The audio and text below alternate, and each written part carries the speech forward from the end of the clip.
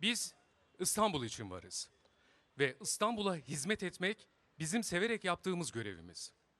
Kutsal gördüğümüz görevimizi hiçbir bahaneye sığınmadan, gece gündüz demeden, aksatmadan büyük bir azim ve titizlilikle sürdürüyoruz.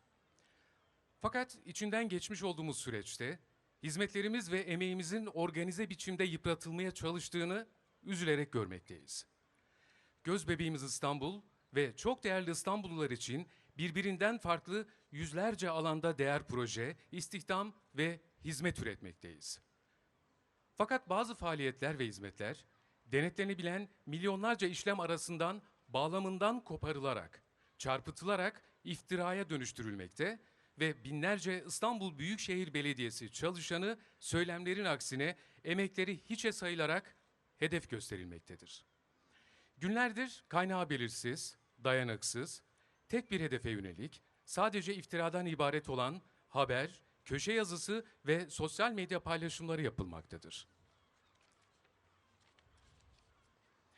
Biz bu art niyetli üretilen haberlerle İstanbul Büyükşehir Belediyesi'nin 15 milyonu aşkın İstanbullu için yıllardır kanun ve hukuk çerçevesinde yapılan çok kıymetli hizmet ve faaliyetleri bilinçli ve sistematik olarak değersizleştirmeye çalışıldığını görüyoruz. İstanbul Büyükşehir Belediyesi ayrım yapmaksızın bütün vatandaşlarımız için şehir yaşamına dair sayısız hizmeti eksiksiz bir şekilde yerine getirirken, diğer yandan bir dünya şehri olan İstanbul'un gelişimi ve kalkınması için de öncü projeler üretmekte ve bunlar için var gücüyle çalışmaktadır. Bu çalışmalar hemşehrilerimizin ve şehrimizin misafirlerinden büyük takdir toplamakta, dünya çapındaki kuruluşlardan sayısız ödüller kazanmaktadır. Biz bu güzel şehir için ideolojilerden, günübirlik çıkarlardan çok daha öte kutsal bir görev bilinciyle ve aşkla çalışıyoruz. Bu bağlamda gündeme getirilen ve gerçeği yansıtmayan iddiaların emeğimizi ve İstanbul'a hizmet etme motivasyonumuzu hedef aldığını düşünmekteyiz. Şu bilinmelidir ki bir dünya markası olan İstanbul Büyükşehir Belediyesi ideolojik kavgalara ve kişisel makam hırslarına malzeme edilmeyecek kadar köklü ve değerlidir.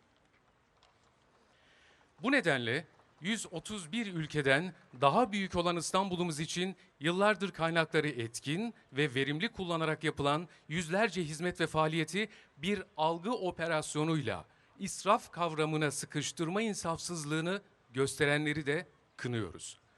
İstanbullulara hizmet etmek vaadiyle yola çıkanları iftira, karalama, çarpıtma ve yalanları terk ederek hizmet belediyeciliğinin kurumsallaştığı İstanbul Büyükşehir Belediyesi'ni yıpratmaktan, İstanbulluya hizmet eden binlerce İstanbul Büyükşehir Belediyesi emekçisini iftiralarla toplum nezdinde küçük düşürmekten vazgeçirmeye devam ediyoruz. Vazgeçmeye davet ediyoruz. Kanalizasyon işçisinden vatmana, evde bakım uzmanından otobüs şoförüne, peyzaj işçisinden veterinere, gassalından cenaze imamına, itfaiye erinden zabıta amirine, aşçısından doktoruna, operatöründen mühendisine, temizlik görevlisinden mimarına, işçisinden memuruna, daire başkanından genel müdüre kutsal görev anlayışıyla 15 milyon aşkın İstanbulluya yıllardır alın teri dökerek hizmet eden İstanbul Büyükşehir Belediyesi çalışanları.